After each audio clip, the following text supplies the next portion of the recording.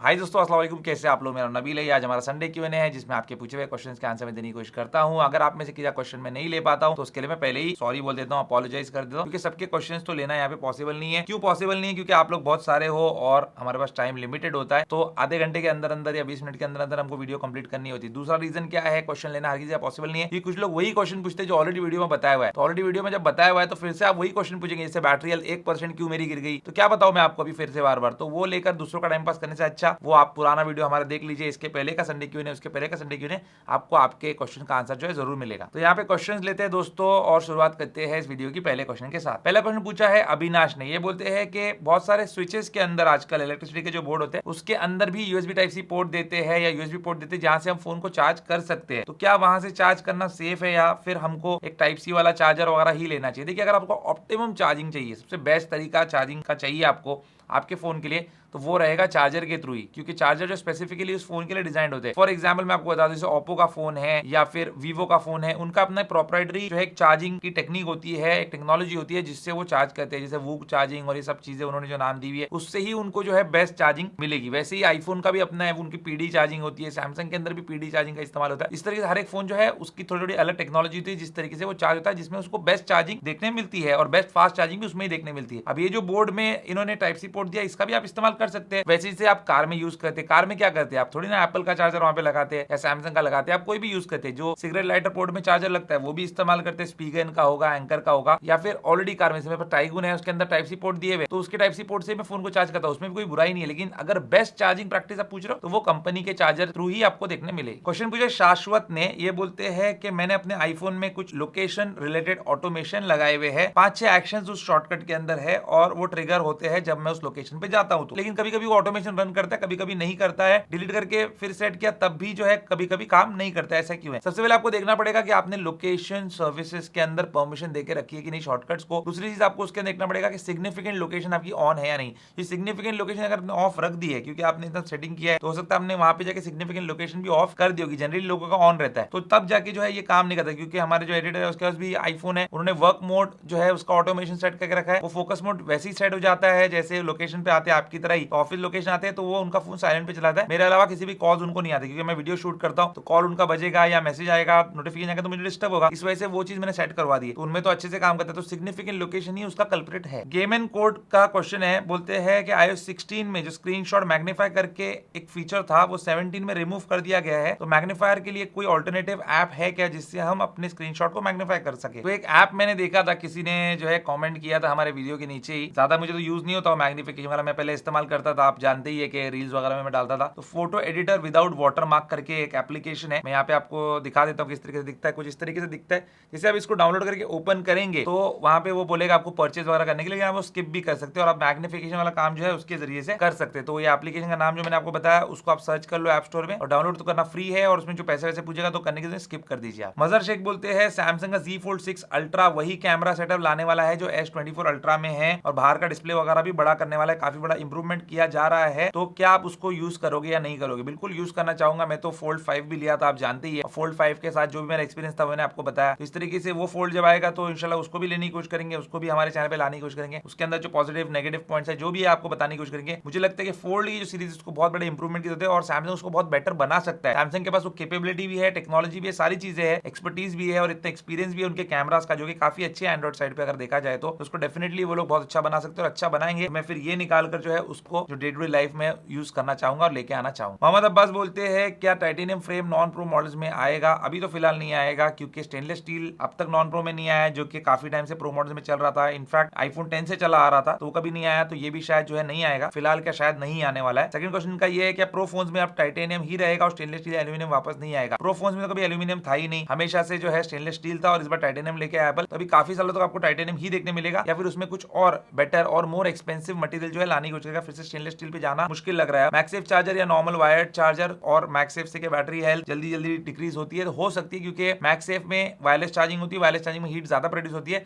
Wired charging के मुकाबले, तो ये चीज हो सकती है। सिद्ध पाठक बहुत टाइम के बाद सवाल पूछ रहे हैं, हमारे पुराने सब्सक्राइबर है, ये भी बाकी भी हमारे सब पुराने सब्सक्राइबर है, अभी जो मैंने क्वेश्चन लिया उसमें भी थे। तो ये बोलते हैं कि अभी मेरे पास आईफोन 11 है, क्या मैं 15 प्लस ले लूं या 16 प्लस का वेट करूं? मेरी प्रेफरेंसेस बड़ी स्क्रीन और बड़ी बैटरी है, प्लस वाले मॉडल मुझे ज्यादा पसंद है। 16 प्लस आएगा या नहीं आएगा? आएगा तो किस रेट में लॉन्च होगा? आएगा तो वही वही 80,000 रुपए के रेट में ही लॉन्च होना चाहिए। बाकी 15 प्लस पे अभी डिस्काउंट चल रहे हैं, 16 प्लस आने के बाद 15 प्लस और आपको सस्ता मिल सकता है। तो अब देख लो, बहुत ज्यादा अगर आपको डिफरेंस नहीं लग रहा है या आपको जो चीज चाहिए वो 15 प्लस में पूरी मौजूद है, तो 15 प्लस भी फैंटास्टिक फोन है। टाइप सी भी उसके अंदर है, होल्ड करने में भी अच्छा है, बहुत सारे अच्छे फीचर्स है उसके अंदर। लेकिन 16 प्लस में अगर कोई ऐसा फीचर आ जाए तो 15 प्लस में नहीं है और वो बहुत ज्यादा यूजफुल है, तब आपको 16 प्लस लेना चाहिए, अदरवाइज 15 प्लस भी ले सकते हैं। लेकिन 16 प्लस को लॉन्च होने दीजिए, उसके बाद 15 प्लस पे भी आपको बेटर डिस्काउंट देखने मिलेंगे। आदित्य बोलते हैं फ्लिपकार्ट पे आईफोन 15 256GB 75,000 रुपए का मिल रहा है, 75,000 का। 14 प्लस 256GB 69,000 का मिल रहा है, कौन सा लेना बेटर है? USB-C मेरे लिए कोई बड़ा डिफरेंस मेक नहीं करता, या फिर VVD सेल का वेट करना चाहिए, लेकिन उसमें फ्लक्चुएशन वगैरह होते हैं, ऑर्डर कैंसिलेशन होते हैं, तो बिल्कुल वो तो होता है, बहुत फ्रस्ट्रेटिंग भी रहता है वो। अभी अगर आप पूछ रहे हो तो मैं अभी के हिसाब से आपको जवाब देता हूँ, 15 जो है वो बेटर चॉइस रहेगी 14 प्लस के मुकाबले। 14 प्लस किस चीज में अच्छा है? बड़ा डिस्प्ले है उसके अंदर और उसके अंदर बड़ी बैटरी। इसके अलावा सारी चीजें जो है 15 के अंदर बेटर है। 15 प्लस अगर आप ले सकते हो तो देखिए, अगर आप अफोर्ड कर सकते हो तो वो ले लीजिए, वो अच्छा फोन है, बैटरी और स्क्रीन उसमें आपको बड़ी मिल जाएगी। बाकी 15 ओवरऑल बेटर है, कैमरा मच इंप्रूव्ड है, डायनामिक आइलैंड से फ्रेशर लुक भी आपको देखने मिलेगा और काफी साल तक आप उसमें फ्रेश फील करेंगे। आज टाइप सी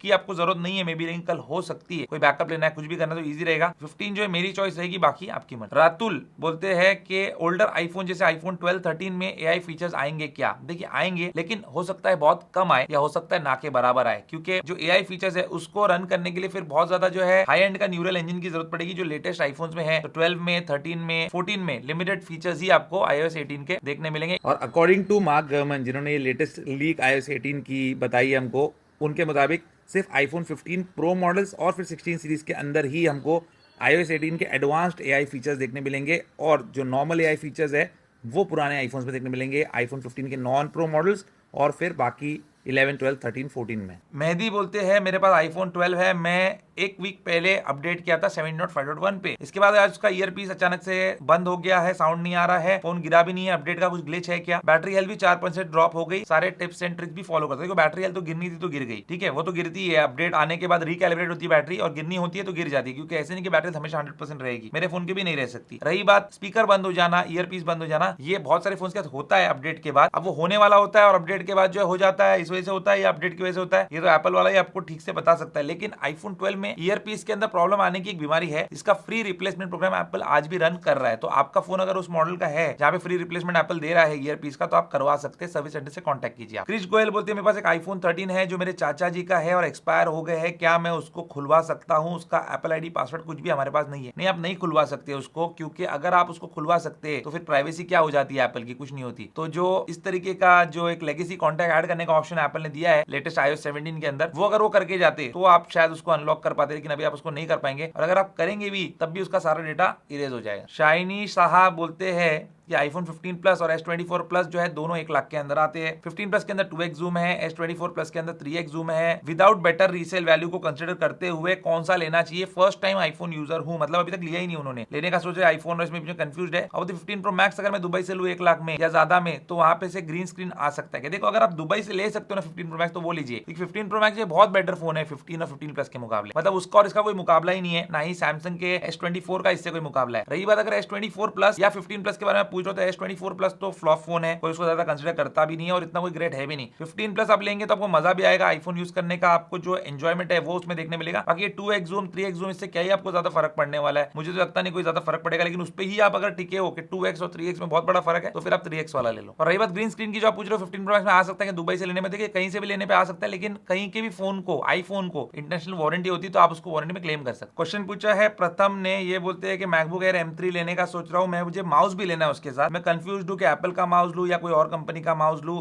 और क्या 9 to 10,000 एप्पल के माउस पे स्पेंड करना वर्थ इट है या नहीं है? तो देखिए, कोई भी कंपनी का माउस है ब्लूटूथ वाला, वो आप अपने मैकबुक के साथ चला सकते हैं। पहली बात तो कंपैटिबिलिटी का कोई इशू है ही नहीं, आप ले सकते हैं बिंदास। रही बात माउस लेने की, आपको जरूरत नहीं पड़ेगी मुझे ऐसा लगता है, तो आप अभी इंस्टेंटली रश मत करो। जब आप मैकबुक लेने जा रहे हो फौरन जाके माउस लेने की कोशिश मत करो, पहले यूज करो। हम हमारे मैकबुक पे, हमारे एडिटर भी कोई भी माउस का इस्तेमाल नहीं करते। इनफैक्ट मेरे पास एप्पल का ट्रैक पैड है, वो भी जब मैकबुक पे एडिटिंग करते तब उसका इस्तेमाल नहीं करते। अगर हमको स्क्रीन पे जो पीछे आपको नजर आ रहा है उस पे मैकबुक कनेक्ट करके यूज करना है, मैकबुक का ढक्कन बंद रखना है, स्क्रीन पे एडिटिंग करना है, या मैकबुक पे भी वहां से 2 स्क्रीन रख के साइड बाय साइड एडिटिंग करना है, उस टाइम पे ट्रैक पैड का इस्तेमाल हम करते हैं, लेकिन वो बहुत रेयरली। मैकबुक का जो ट्रैक पैड है फैंटास्टिक, अभी तक आपने शायद मैकबुक कभी यूज नहीं किया होगा, मुझे ऐसा लगता है, मैं ऐसा सोच रहा हूँ, गलत भी हो सकता हूँ। विंडोज के ट्रैक पैड को आप बिल्कुल कंपेयर मत करो, वो कचरा होता है विंडोज के। कितने महंगे लैपटॉप का ट्रैक पैड लेंगे, मैकबुक का ट्रैक पैड जो उससे नेक्स्ट लेवल का होता है। तो आप पहले मैकबुक इस्तेमाल कीजिए, ट्रैक पैड देखिए कैसा है उसका, फिर भी अगर आपको लगता है माउस लेना है तो लॉजिटेक का MX मास्टर का जो लेटेस्ट माउस होगा वो लीजिए। अगर एडिटिंग गेमिंग वगैरह कोई स्पेसिफिक पर्पस के लिए तो वो काफी बेहतर है। एप्पल का माउस मुझे पसंद नहीं। मोहम्मद शुएब बोलते हैं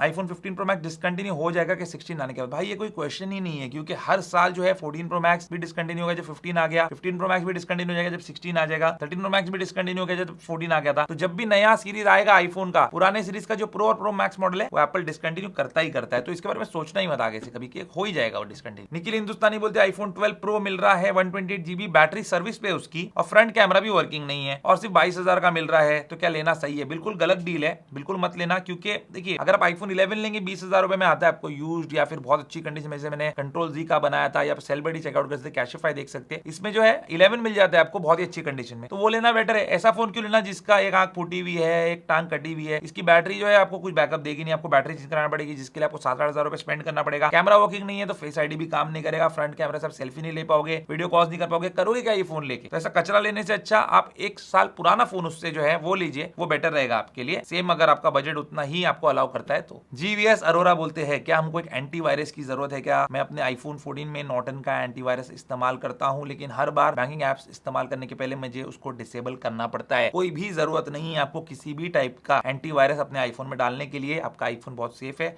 एंटीवायरस की उसको जरूरत नहीं है। ट्रैवलिंग हाई बोलते हैं कार और घर नेसेसिटी है, आईफोन नहीं है, इसलिए iPhone equal to EMI equal to नल्ले गरीब। पहली बात मेरे भाई, गरीब होना जो है कोई बुराई है क्या? किसी का गरीब होना, किसी का अमीर होना, ये तो सब उसकी किस्मत की बात है, अपने मेहनत की बात है। कोई अमीर रहता है, कोई गरीब रहता है। दुनिया का निजाम जो इस तरीके से सेट है कि गरीब भी है यहाँ पे, अमीर भी है, और सबका काम जो है एक दूसरे के साथ मिलकर ही चलता है। अगर अमीर बोलेगा नहीं गरीब के बिना मेरा काम चल जाएगा, तो ऐसा हो सकता है कि नहीं, गरीब का भी काम जो है अमीर के बिना चलेगा नहीं। तो ये नल्ले गरीब, किसी को गरीब बोलना इंसल्ट करने के लिए जो है मुझे बहुत गलत लगती है आपकी बात, ये जो है इस टाइप की बात आप मत किया कीजिए। दूसरी बात, घर और कार अगर नेसेसिटी है, पहली बात तो आप बोलेंगे कार नेसेसिटी, तो कार नेसेसिटी क्यों है? मैं EMI पे कार क्यों लूं? मैं यूज्ड कार भी तो ले सकता हूं ना, मुझे नया कार ही लेना है, मुझे अपना कॉलर टाइट ही करना है, तब जाके मैं लोन पे लेके उसका इंटरेस्ट भर के मैं EMI पे कार लेता हूं। कार तो नो कॉस्ट EMI मिलती भी नहीं जो कि आईफोन मिलता है। रही बात, आईफोन भी नेसेसिटी हो सकती है, इससे कार ही नेसेसिटी। कार नेसेसिटी क्यों है भाई? फैमिली के साथ बाहर जाना है, A to B पॉइंट पे जो है आपको ट्रैवल करना है, वो तो आप ऑटो से भी कर सकते हो, पब्लिक ट्रांसपोर्ट से 10 रुपए की टिकट निकाल के भी कर सकते हो, लोकल ट्रेन आपके सिटी में तो उससे भी कर सकते हो।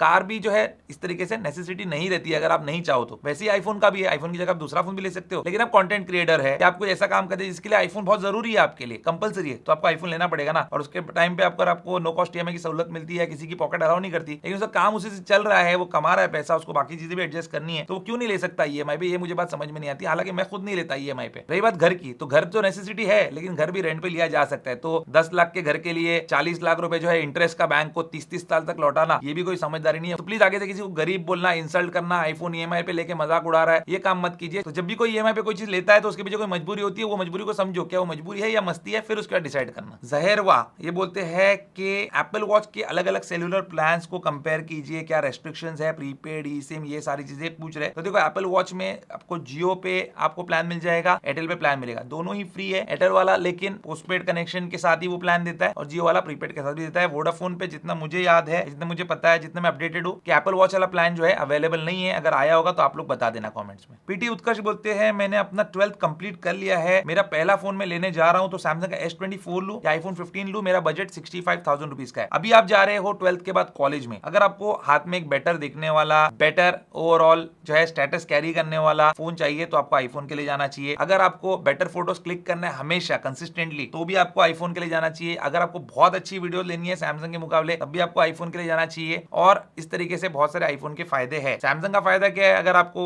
फुकट के एप्स जो है डाउनलोड करके चलाने हैं, APK वगैरह साइड लोडिंग करके, तो आपको फिर सैमसंग के लिए जाना चाहिए। मैं आपकी जगह रहता तो आईफोन 15 लेता, फैंटास्टिक फोन है। स्टालिन बोलते हैं मेरे स्लाविया में, स्कोडा स्लाविया इनका कार है, उसमें वायर्ड कारप्ले है, कनेक्ट करना चाहता हूं फोन को उसके साथ, लेकिन चार्जिंग भी होती रहती है, वो नहीं चाहता, तो क्या करूं? तो वायरलेस करने के लिए अडेप्टर आता है कारप्ले का, वो लगा लीजिए, तो आपका फोन जो है उस अडेप्टर के साथ कनेक्ट हो जाएगा वायरलेसली, फिर फोन चार्ज नहीं होगा आपका, और वायरलेस भी आपका एप्पल कारप्ले हो जाएगा। सैयद तौसीफ बोलते हैं मेरे पास 15 प्रो मैक्स और S24 अल्ट्रा है, लेकिन जो स्टेबिलिटी, कैमरा, बैटरी आईफोन के अंदर मिलती है वो सैमसंग में कहीं भी नजदीक नहीं आती। तो मैं एग्री करता हूं आपसे। और बोलते हैं जितने भी हाइप AI फीचर्स है सैमसंग के, वो अब सेटल डाउन हो चुके हैं, मैं हार्डली कोई AI फीचर यूज करूं, क्योंकि खुद ओनर है वो उस फोन के। अब अगर आईफोन में कॉल रिकॉर्डिंग फीचर आ गए तो एस सीरीज के फोन का सेल जो है बहुत नीचे चलाएगा। आपका क्या व्यू है इसके ऊपर? बिल्कुल कॉल रिकॉर्डिंग अगर एप्पल दे देता है, नेटिव कॉल रिकॉर्डिंग इनबिल्ट या किसी ऐप के थ्रू जो प्रॉपर्ली काम करे, तो बहुत बड़ा डैमेज होगा एंड्रॉइड फोन सेक्टर को, खास करके सैमसंग के फोन्स को। ये एक पर्टिकुलर रीजन है जिसके लिए बहुत सारे लोग, शायद आप भी सैमसंग का एक फोन कैरी करते हैं और मैं भी करता हूं, लेकिन अगर ये आ जाए तो बहुत बड़ा डैमेज, बहुत बड़ा इंपैक्ट करेगा एप्पल इन बाकी फोन्स के सेल्स को। टेक्स्टार बोलती है कि आईफोन के प्रो मॉडल के प्राइस इंडिया में रिड्यूस होगा क्या जब वो इंडिया मैन्युफैक्चरिंग हो जाएगा? जैसे iPhone 15 made in India launch पर 80,000 का था, बिल्कुल होगा। अगर कोई भी प्रोडक्ट जो इंडिया में मैन्युफैक्चर होता है उसके ऊपर बहुत सारे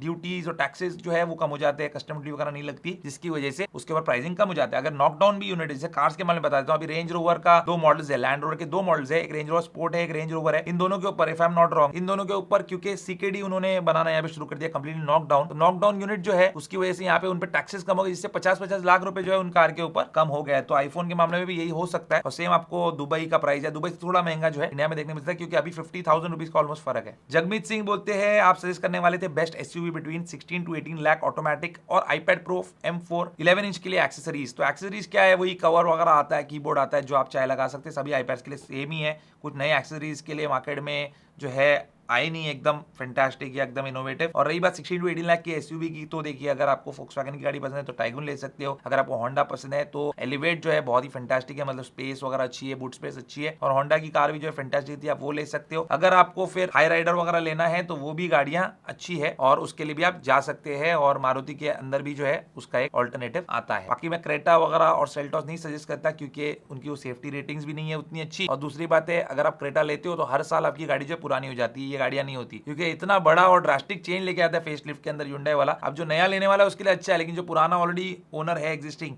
उसके लिए वो फेसलिफ्ट बुरा साबित होता है। यूवीकेटी बोलते हैं आईफोन 16 वाले एआई फीचर्स हमारे 15 सीरीज में आएंगे क्या? मैक्सिमम तो आना चाहिए भाई, कुछ फीचर्स होंगे ऐसे 4-5 फीचर्स जो शायद ना आए, मेरा ऐसा प्रेडिक्शन है। मुझे ऐसा लगता है कि जैसे 15 के अंदर भी कुछ फीचर्स ऐसे थे और छोटे मोटे सॉफ्टवेयर के भी चेंजेस ऐसे थे जो 14 में नहीं थे, तो ऐसे ही 16 के अंदर भी जो है जो फीचर्स रहेंगे उसमें से बहुत सारे 15 में आना चाहिए, बाकी एप्पल की मर्जी। तो ये था दोस्तों आज का हमारा संडे क्यूएनए। संडे क्यूएनए तो हो गया हमारा, लेकिन मंडे नाइट को एप्पल का होने वाला इवेंट WWDC का, लेकिन बहुत लेट नाइट होने वाला है। तो ट्यूसडे अर्ली मॉर्निंग, मतलब मंडे नाइट को तो 12:30 बजे इवेंट खत्म हो जाएगा। ट्यूसडे अर्ली मॉर्निंग पे जरा हमारे चैनल पे आप नजर रखिए, उस टाइम पे इंशाल्लाह मैं आपको वीडियो बना के बताऊंगा कि क्या लॉन्च हुआ है उस WWDC इवेंट में। शायद कुछ प्रोडक्ट्स भी लॉन्च हो सकते हैं, ऐसा मेरा अंदाजा है। क्या वो प्रोडक्ट्स लॉन्च होंगे नहीं होंगे वो मैं आपको बताऊंगा। और उसके बाद iOS 18 जो है उसके फीचर्स भी आपको बताऊंगा अपने फोन पे इंस्टॉल करके। उम्मीद करता हूं दोस्तों आपका वीडियो पसंद आएगा। पसंद वीडियो को लाइक एंड शेयर जरूर कीजिए, हमारे चैनल को सब्सक्राइब जरूर कीजिए। Good bye.